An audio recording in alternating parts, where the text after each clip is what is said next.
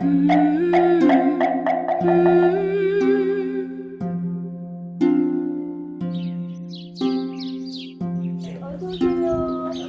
안녕하세요.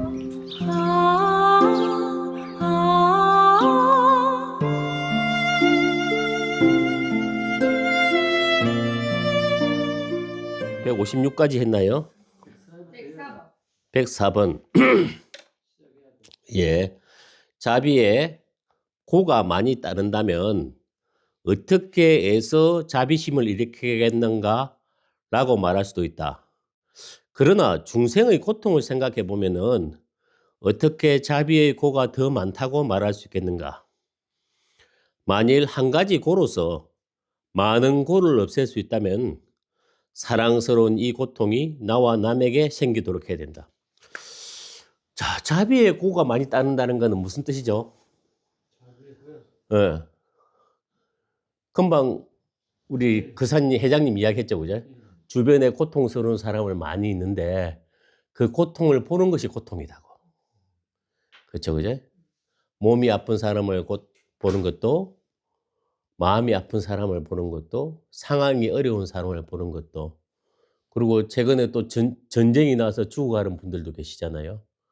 그런 것을 보는 것도 사실은 고통이죠, 그죠? 그래서 내가 자비하고자 하는 것만으로도 고통이 많이 따르죠. 근데 이렇게 고통이 많이 따르는데 어떻게 자비심을 일으키겠는가, 그러죠. 내가 너무 고통스러운데 다른 사람의 고통을 보는 것도 고통스럽지 않는가. 그러면서 중생의 고통은 더하지 않는가. 그러면서 자비의 고가 더 많다고 말할 수 있겠는가. 근데 봅시다. 고통이라는 것이 사람에게 똑같이 적용되어지나요?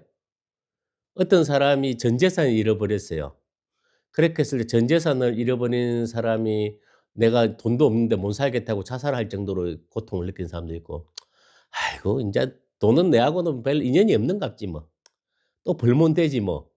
생각하는 사람도 있고. 고통을 느끼는데 정도의 차이가 있지 않나요? 똑같은 고통도 정도의 차이가 있어요. 정말 사랑하는 사람이 떠났어요. 너무 아파서 견딜 수 없을 만큼 고통스러운 사람도 있고, 그래, 인연이 아닌가 봐. 지는 좋은 인연 만나라. 나도 또 다른 사람 오겠지 뭐. 이럴 수도 있고. 이건 어떤 차이일까요? 어. 똑같은 상황과 똑같은 고통도 사실은 다르게 느끼잖아요. 그러니까 사실은 똑같은 고통이 아니요. 이 말이 이해 가세요? 어. 똑같은 고통이 아니라는 거. 그러면은 어떤 그 자비심을 가진 사람도 마찬가지예요. 중생의 고통을 보는데 중생의 고통에 안타까워하고 연민을 하는 거죠. 그러나 똑같이 그냥 그 고통에 빠져드는 거하고는 좀 다른 측면이에요. 어떤 사람이 노력하지 않아서 삶이 힘들다면은 저 사람이 스스로 노력하는 힘이 생겨야 된다 그런 것을 바라보게 될 거예요. 그럽시다. 우리 자식의 문제가 있잖아요. 자식을 보는데 공부 안 하는 애도 있고 말 안 듣는 애도 있고 지 혼자서 설치는 애도 있고 그 막 섣부르고 행동하다 다치는 애도 있고 다양한 모습이 있잖아요. 그래서 자식이 삶의 고난과 고통에 났을 때 우리는 어떻게 대응해야 될까요? 부모니까 자식의 고통을 없애줘야 될까요? 어때요? 자식이 집이 없으면 내가 무조건 집을 사줘야 될까요? 살 수 있는 방법을 가르쳐야 살 수 있는 방법을? 아니면 자식이 직장이 없으니까 내가 자식 직장을 구해줘야 될까요? 자식이 결혼을 못 했으니까 내가 어떤 그 매파를 보내서 어떻든 그 선을 계속 복으로 만들어야 될까요? 아니면은 결혼 정보회사에 대신 돈도 내고 등록해 가지고 그래야 될까요? 어 자식이 고통을 겪어야 될 수도 있어요. 그죠? 넘어지면 아프다 그런 걸 느껴야 되듯이 지가 자기가 어떤 섣부른 판단을 할 결과로 재산을 잃어버리든 관계를 잃어버리든 지혜를 잃어버리든 그런 것 지위를 잃어버리든 그런 것 자체를 스스로 경험해야만이 자각이 생길 수가 있어요. 그러니까 우리는 다 좀 그 자식만 아니고 우리 모두가 삶을 배우는 방식이 어때요? 우리도 우리 선배나 부모가 이렇게 해야 된다 군다고 해서 그 말을 따르나요? 어? 그리고 유명한 사람들의 말한 좋은 말 보고 따르나요? 부딪히고 경험하면서 예. 스스로 가는 거죠. 좋은 말은 좋은 말일 뿐이죠, 그죠? 선배의 조언이나 부모의 조언도 조언일 뿐이죠. 그죠? 스님이 한 말도 스님이 한 말일 뿐이에요, 제가 볼 때. 내가 경험하고 내가 고통당하고 내가 실패하지 않으면은 사실은 거의 배우지 못하죠. 그러면 중생의 고통도 마찬가지의 측면이 있어요. 그래서 그 자비심에는 지혜가 항시 같이 따라야 된다는 거예요. 내가 중생의 고통스러운 게 나도 같이 슬픔에 빠져버린다거나 나도 똑같이 그러한 절망의 상태가 된다면은 그것은 중생한테도 전혀 유익하지도 않고 가까운 사람이든 자식한테도 전혀 유익하지 않아요. 삶에는 고통이 따른다 그런 것이 기본인 것 같아요. 그래서 불교에서 그러죠. 일체 계고다. 일체가 고통이라고 말하는 거예요. 고통이 없는 곳이 없어요. 중생의 삶에 고통이 존재하지 않는 곳이 없어. 근데 그 고통을 어떻게 받아들이는가? 고통 속에서 어떻게 배우는가? 그의 차이죠. 마찬가지로 중생의 고통을 보는 데에도 지혜가 따라야 돼요. 내가 똑같이 중생의 고통에 내가 고통에 빠지는 건 아니에요.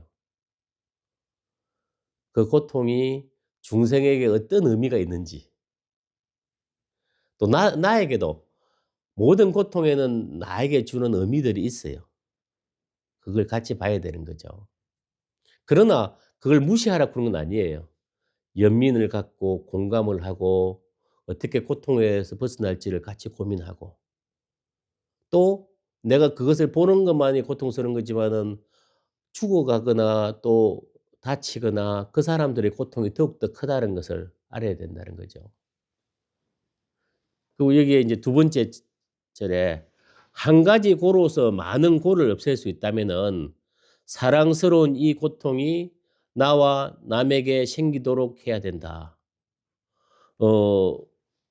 제가 작년에 다리를 다쳤는데 다리를 다쳐서 많은 일을 못했어요. 근데 만일 다리를 다치지 않았다면은 또 다른 일이 생겼을 수도 있는 거예요. 우리가 세옹지마라 그러죠, 그죠? 차가 사고가 났는데 그 차가 사고 나서 차를 멈춰서 어디를 못 갔어요. 그러면 갔으면은 더 많은 일이 또 생겼을 수도 있어요. 그런 측면도 있고. 근데 한 가지 고통이라는 건 뭐냐면은 내가 고통을 겪음으로써 다른 고통을 스스로 이제 알아차리거나 멈추게 되는 그런 것들이죠. 어떤 거 있을까요, 그게? 갑자기 내가 예를 못 들겠다. 한 가지 고통을 겪음으로써 다른 많은 고통을 사전에 막을 수 있는 게 나도 격이 속에서 날 듯 말 듯한데 그런 것 같아요. 제가 이제 한 10여 년 전에 사기를 당한 적이 있어요. 사기를 당해서 제가 한 푼, 두 푼 모았던 것을 다 잊어버렸어요. 근데 억울하잖아요. 근데 나는 생각해 봤죠. 내가 왜 이런 일을 당했는가? 왜 사기를 당했는가? 사기를 당했는가 생각해 보니까, 첫째는 사람을 나는 무조건 믿은 거예요. 사람의 말이 다 진실이라고. 저 사람들이 힘들다 하니까 무조건 그 말이 진실이라고. 근데 결국에는 그 사기는 그 말이 진실이 아니었다는 거죠. 나는 그때 처음으로 알았어.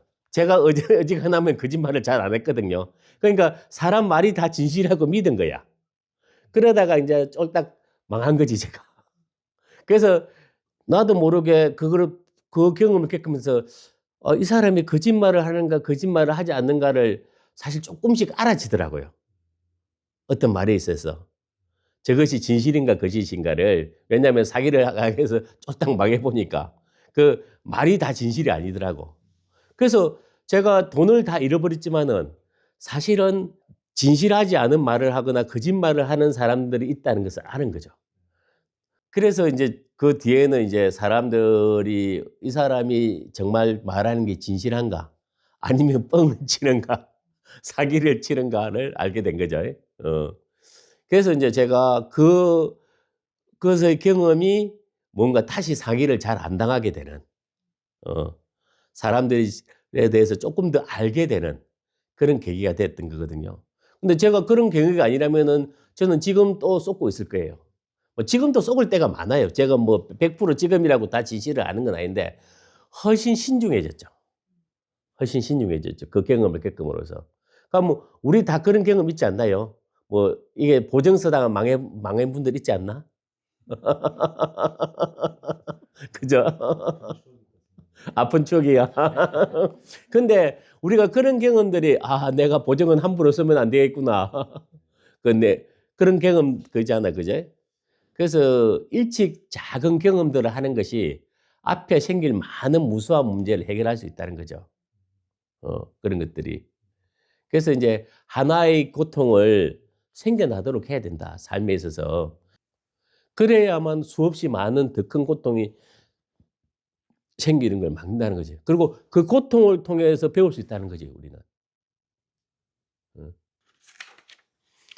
그래서 선화을 보살은 임금의 행보를 알면서도 자신의 고를 없애지 않고 많은 사람의 고를 없애려고 했다. 선화을 보살은 삼매경 그 경전 이름이 이제 여러 그 경전 이름이 여러 개인데 이제 삼매경이라고 불리는 경전이 있어요. 근데 이제 이 선화원 보살은 어떤 분이냐 하니까 아주 수행가해서 도가 굉장히 높은 분이에요. 어 근데 이 선화을 보살 이야기는 어느 왕의 이야기에서 전달이 되어져요. 어느 왕이 있는데 그 왕이 수행을 깊고 깨달음을 얻겠다는 뜻을 세운 왕이에요. 그래서 수행을 깊게 했어요. 근데 그 왕이 어느 날 선화을 보살이 자기의 성으로 들어오는 걸 본 거예요. 성으로. 성문을 통해 들어오는 걸 봤는데 보는 것만으로도 '아 저 사람은 도력이 높고 수행이 높다.'고 느껴진 거예요. 근데 그게 시기심과 질투심이 생겨난 거라. 내보다 더 수행과 도력이 높겠다는 느낌이 드는 거예요. 그래서 그 시기심과 질투심이 생겨서 선화을 보살을 죽여버렸어요, 왕이. 근데 죽이고 나서 왕이 후회가 생긴 거예요. 자기가 시기심과 질투심 때문에 그 훌륭한 수행자를 죽였구나. 그러면서 이제 7일 뒤에 가서 선화을 보살을 죽였던 자리를 파보니까 전혀 썩거나 상하지 않고 죽였던 그 상태로 그대로 있는 거라. 전혀. 그러니까 왕이 그 선화을 보살을 하장을 하고 그 장례를 잘 치러 줬어요. 근데 그렇게 장례를 잘 치러 줬지만은 왕은 수행자를 죽인 그 갑으로 지옥에 들어갔어요. 지옥에 들었는데 그 지옥에 들어가서 열심히 수행을 하고 또 고통받는 중생을 구제도 하고 그렇게 했다는 거예요. 그래서 그 자기 업도 갚고 다른 사람도 돕고 그렇게 깨달음을 이끌고 그것을 이 깨달음을 이끄는 그래서 벗어났던 그 왕이 인제 그 경전에는 석가모니 부처님의 전생이라고 이야기한 거예요. 근데 여기서 이 선왕을 보살은 뭐냐? 왕에게 죽임을 당할 줄 알았다는 거라.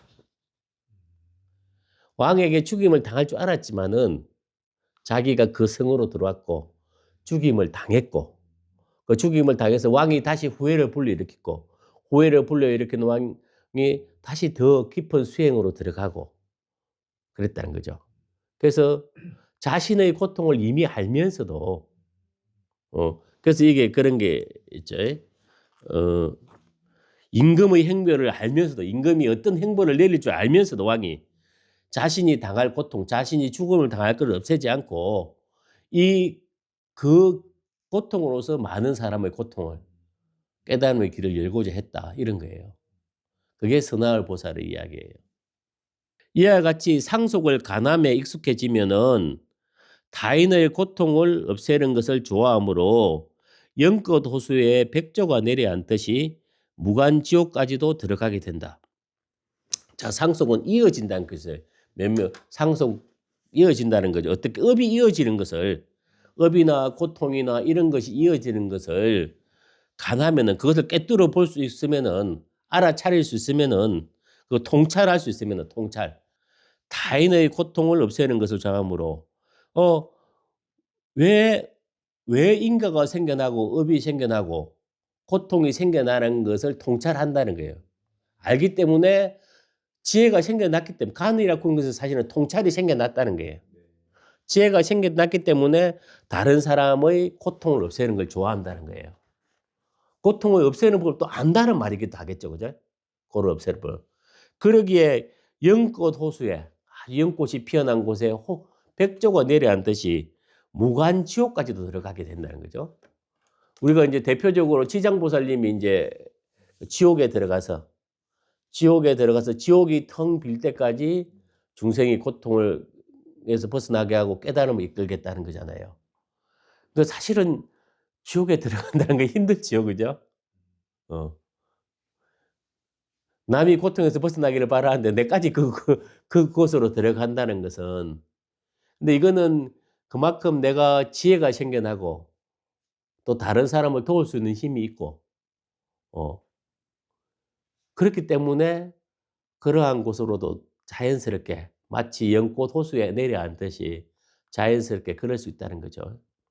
그거는 이제 우리가 그만큼 지혜로워지고 수행이 깊어져야 가능하겠죠, 그죠?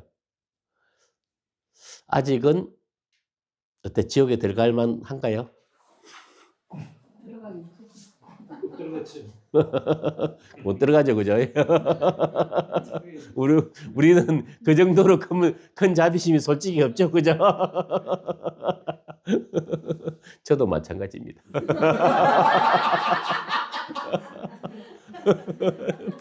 다르지 않습니다, 여러분과. 지옥에 안 갈 사람이 간다고 마음먹으면 들어갈 수 있는 건가요? 중생에 대한 자비심이 크다면은 할 수 있어요. 그거는 태어남이 이미 끊어진 존재가 다시 태어나듯이, 예. 그래서 보살이라 그러죠, 그죠?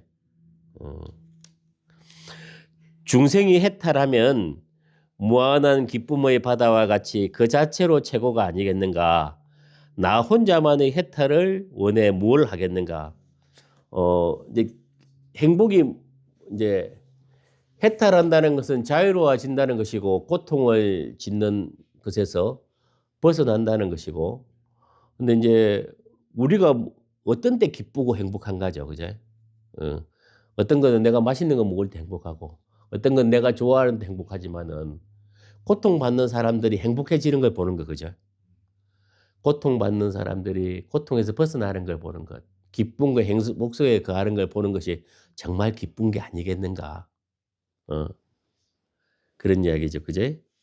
그래서 나 자신만의 해탈이 아니고 다른 사람이 같이 고통에서 벗어나는 것을 보는 것이 진정한 행복이 아니겠는가?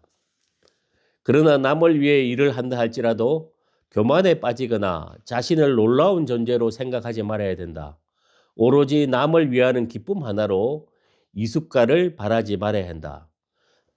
이숫가라고 하는 건 다르게 읽는다 이런 뜻인데, 업이 이제 선한 업을 지은 결과가, 선한 행위는 선한 행위와 악함이라고 하는 어떤 그 결과가 있는 것인데, 그 선한 결과는 낙가, 즐거움의 결과로서, 악한 행위의 결과는 그 괴로움의 결과로서 나아지거든요. 근데 이제 선인 선과 악인 악가가 아니고 낙가와 고가로 나타나는 것은, 그것은 낙가 고는 무기라 그래요. 선악에서 벗어난 현실에서 일어나는 현상일 뿐이라는 거예요. 그래서 그 결과가 다르게 읽는다는 표현으로 이숙화라는 표현을 쓴 거예요. 이숙, 다르게 읽는다, 숙, 읽을 숙자, 그죠?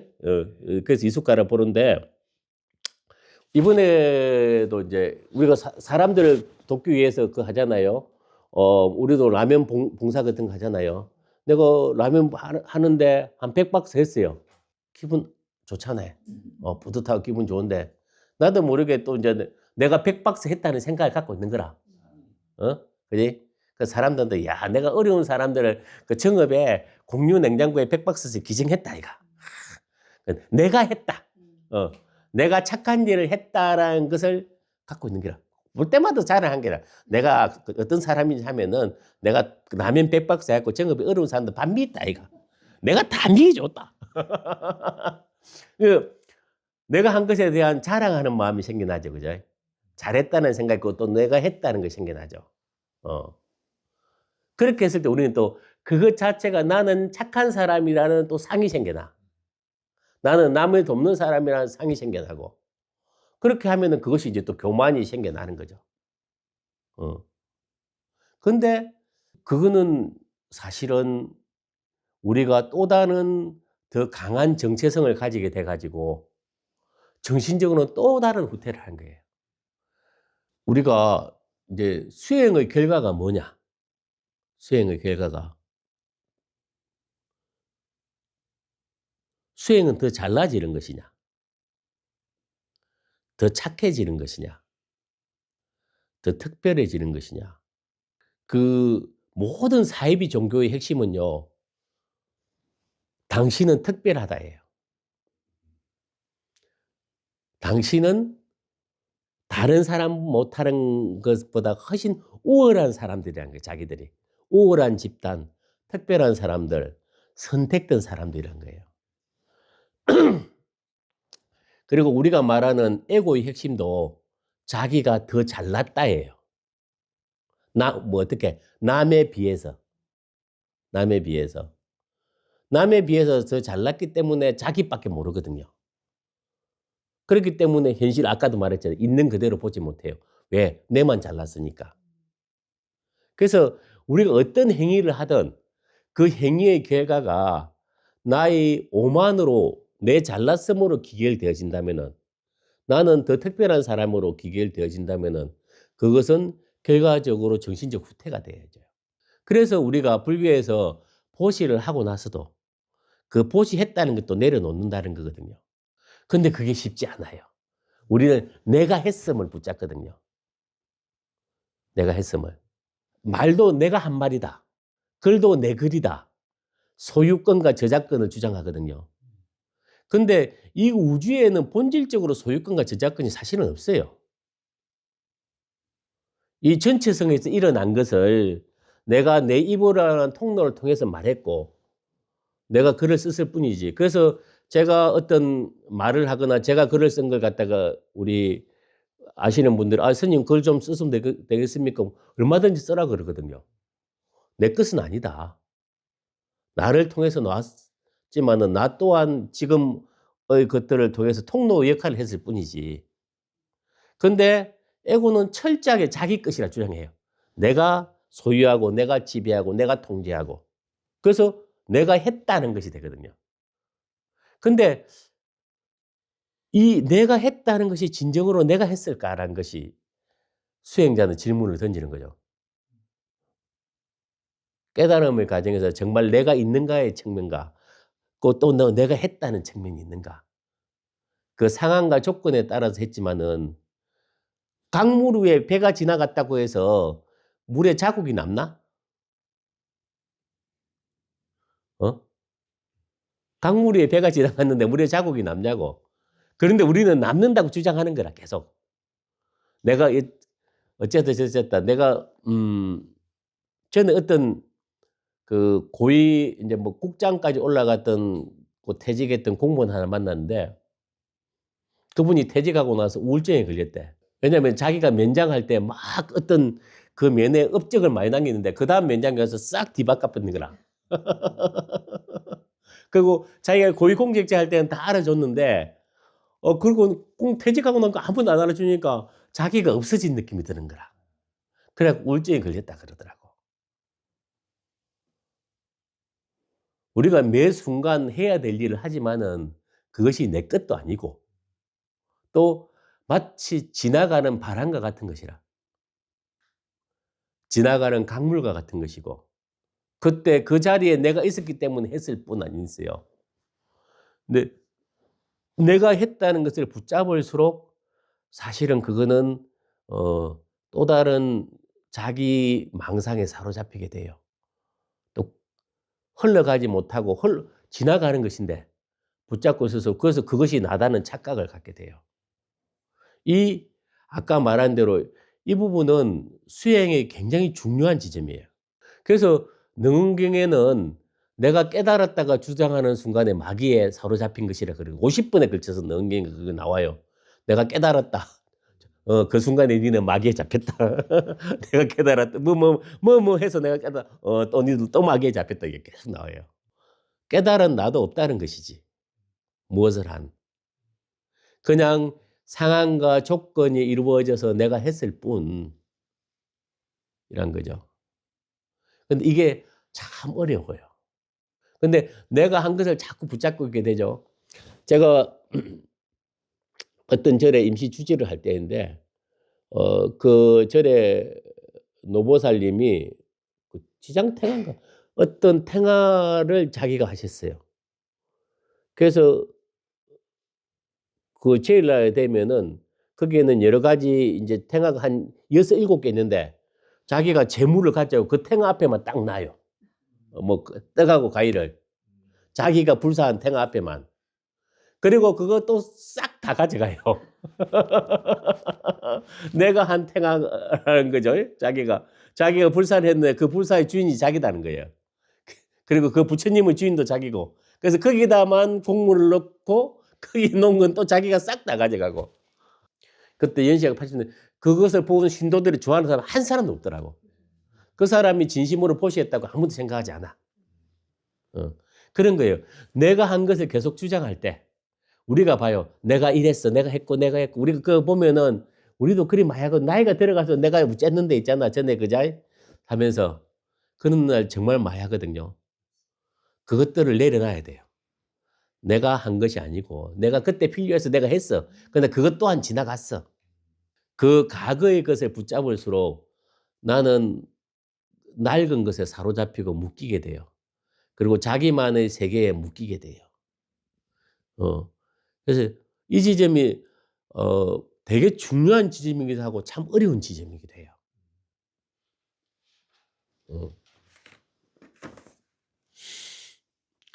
그러므로 불쾌한 조그만 일에도 자신을 보호하는 것과 똑같이 남을 보호하는 마음과 자비의 마음을 함께 행해야 한다.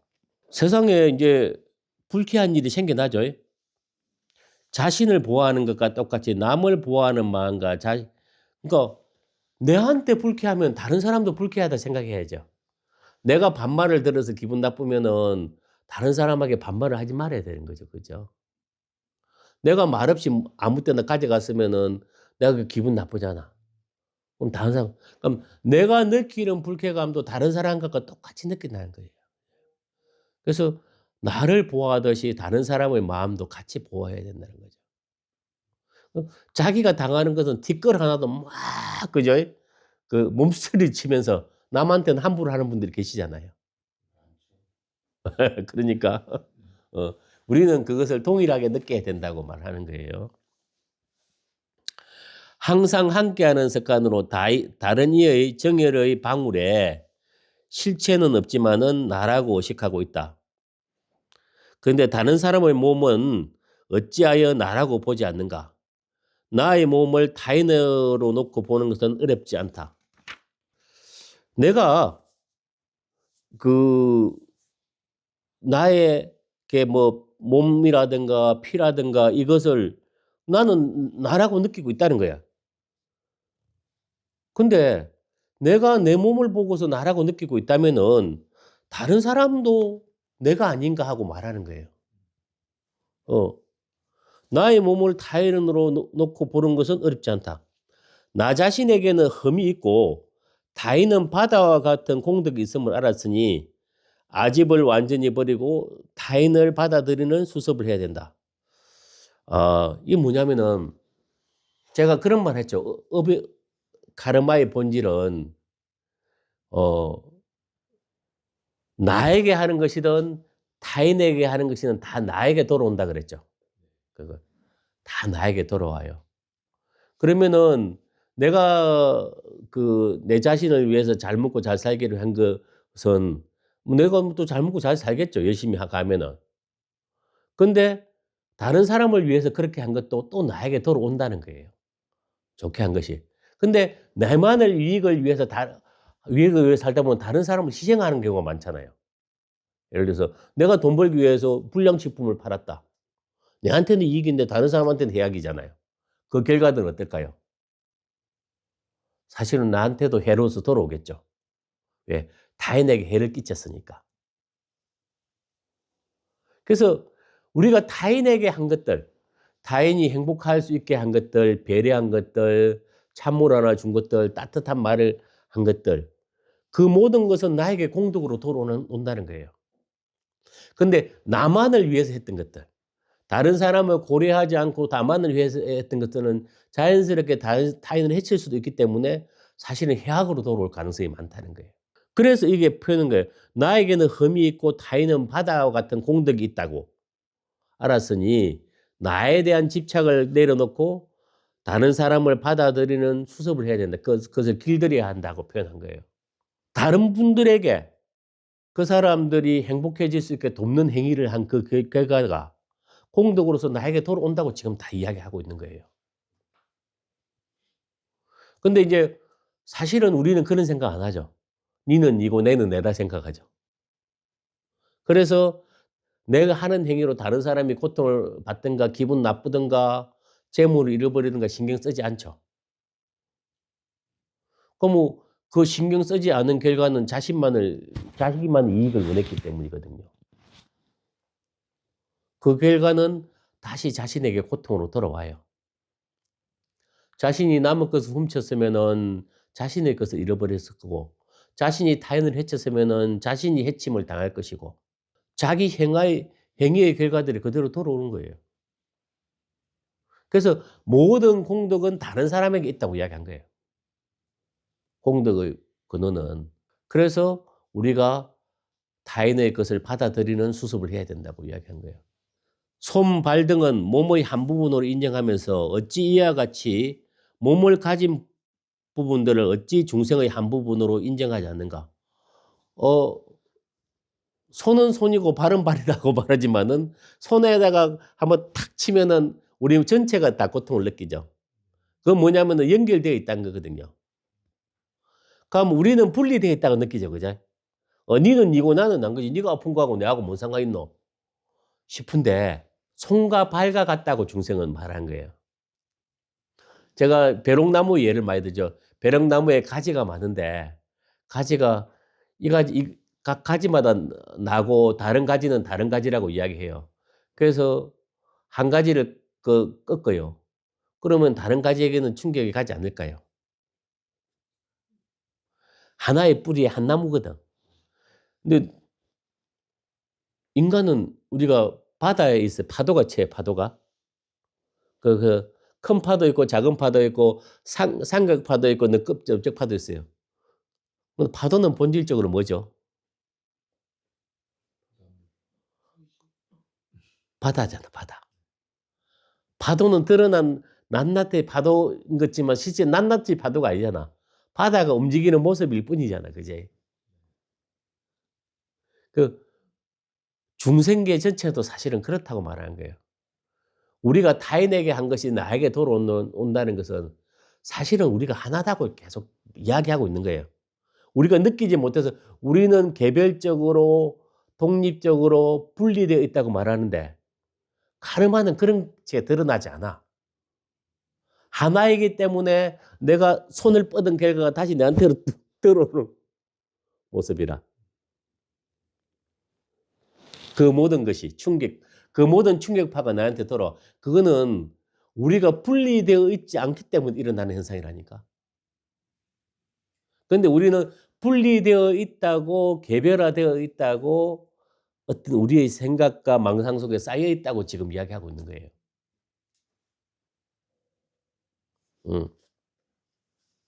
그래서 여기는 거, 손과 발 등은 몸의 한 부분으로 인정하듯이 이와 같이 몸을 가진 것들은 어찌해서 중생의 한 부분을 인정하지 않는가 이런 표현 쓴 거. 사실은 우리가 하나다고 지금 계속 이야기하고 있는 거예요. 분리된 존재가 아니다는 거죠. 무아의 이 몸에 익숙해져 나의 것이라는 마음이 생겨나듯이 이처럼 다른 중생에게도 익숙해진다면은 나의 것이라는 마음이 생기지 않는가. 본질적으로 내가 없는 것인데 무아인데 이 몸에 익숙해져. 이것이 내라고 생각한다는 거예요. 나의 것이라고.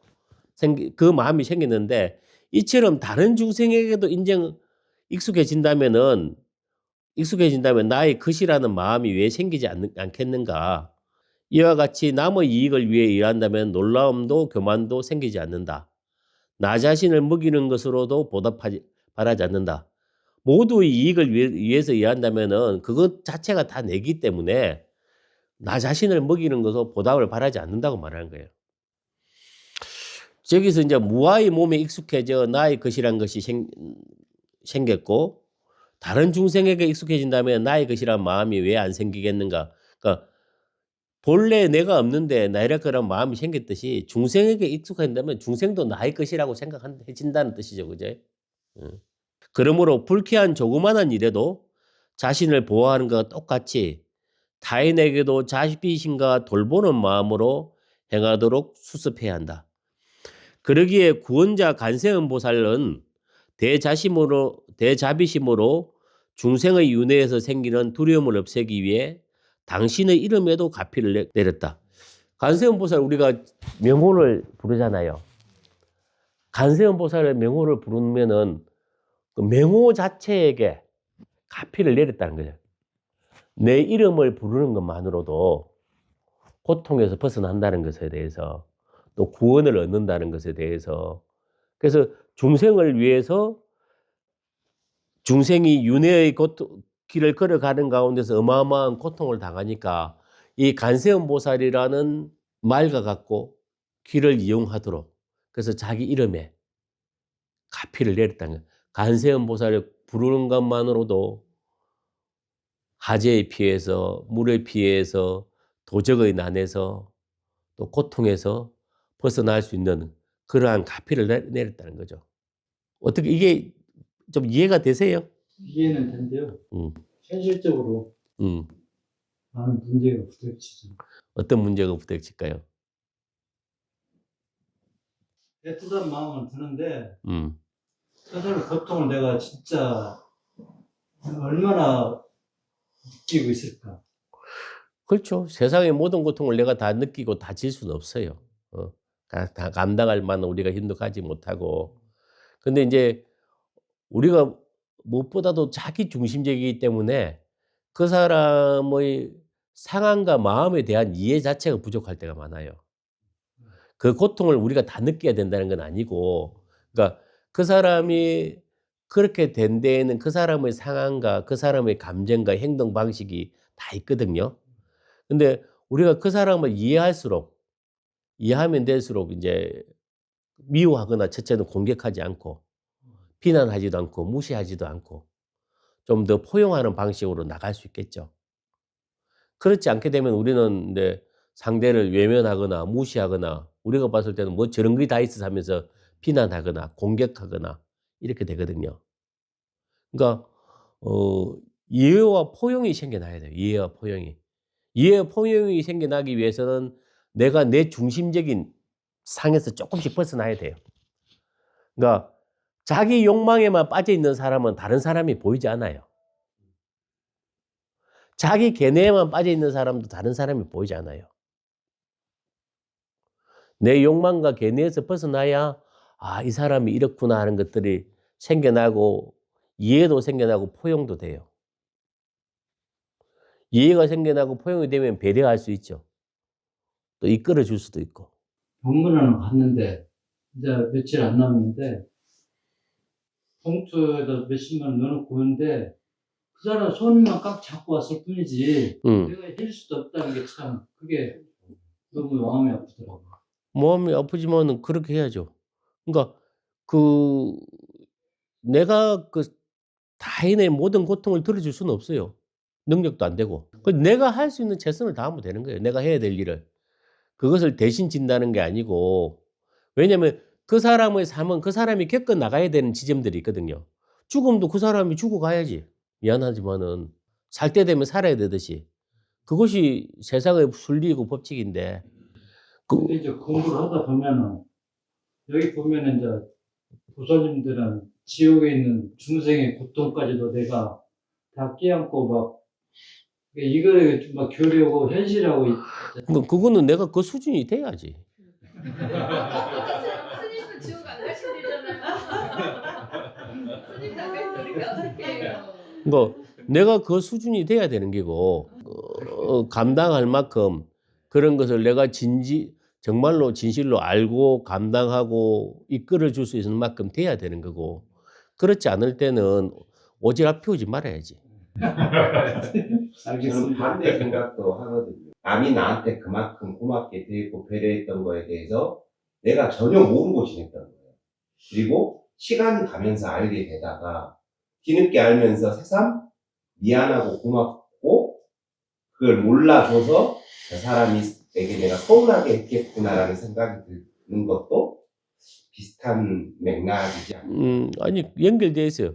내가 나라고 하는 분리되고 독립되어 있는 세계에 딱 어떤 우리가 내 마음의 세계에 딱 사로잡힘으로써 현실과 온전히 교감하지 못하는 거죠.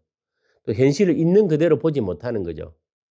그래서 나를 사랑하고 있는데 미워한다고 느끼는 거야. 나를 이용하려고 그러는데 나를 사랑한다고 또 느끼고. 어? 그러니까 있는 그대로 보지도 느끼지도 못하는 경우가 우리가 대다수예요. 왜? 자기만의 세계에 딱 사로잡혀 있기 때문에. 그래서 자기를 내려놓는 과정이 오히려 만물과 중생을 받아들이는 과정이 되는 거예요. 그리고 중생을 사랑하는 과정이 또 자기의 세계에서 깨어나는 과정이 되는 거고. 그래서 이런 것들을 우리가 점진적으로 해 나가는 거죠. 그리고 제가 계속 이야기했지만 중생을 돕는 데에는 지혜가 필요해요. 지혜 없이 내가 무조건 뭐 도울 수 있다 이런 거 아니에요. 자비심을 갖는 것은 아주 좋죠. 그러나 그것을 실천할 때에는 지혜가 동반돼야 돼요. 예. 오늘은 118장 그리고 159페이지까지 했습니다. 이것으로 마치도록 하겠습니다. 수고하셨습니다. 쉽지 않아 어느 것도.